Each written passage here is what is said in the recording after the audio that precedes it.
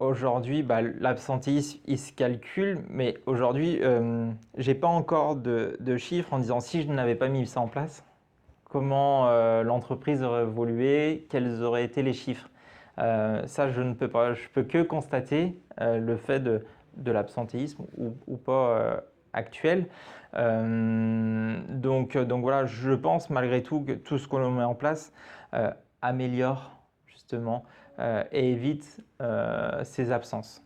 Par contre, je reste malgré tout certain que tout ce que l'on met en place contribue à diminuer cet absentéisme, garder cette appartenance à l'entreprise, faire en sorte que le salarié se sente bien dans l'entreprise, soit respecté dans son entreprise, qu'il y ait de la reconnaissance, que le salarié ne vienne pas la boule au ventre aussi, ça c'est important, qui fait que finalement, voilà, il va venir et s'impliquer et voilà.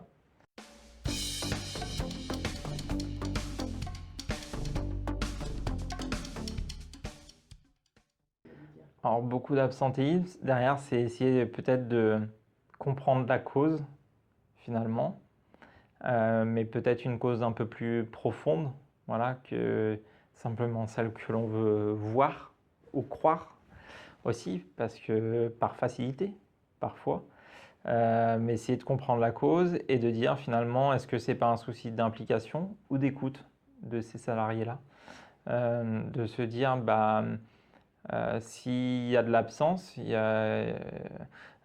c'est finalement est-ce que le salarié ne fuit pas quelque chose dans l'entreprise. Donc c'est peut-être d'être à l'écoute et d'essayer de comprendre parce que parfois rien qu'un problème, même si c'est compliqué, on n'est pas là non plus pour rentrer dans l'intimité aussi de la personne, mais il faut qu'elle soit aussi ouverte à ça.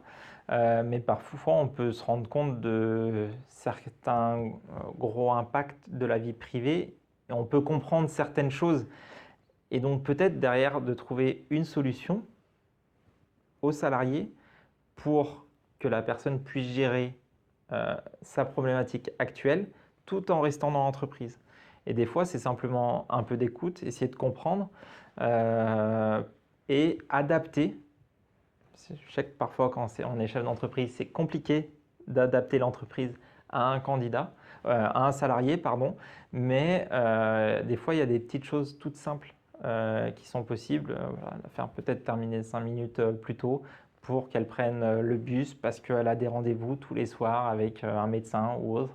Et donc voilà, c'est peut-être d'être à l'écoute et de s'adapter.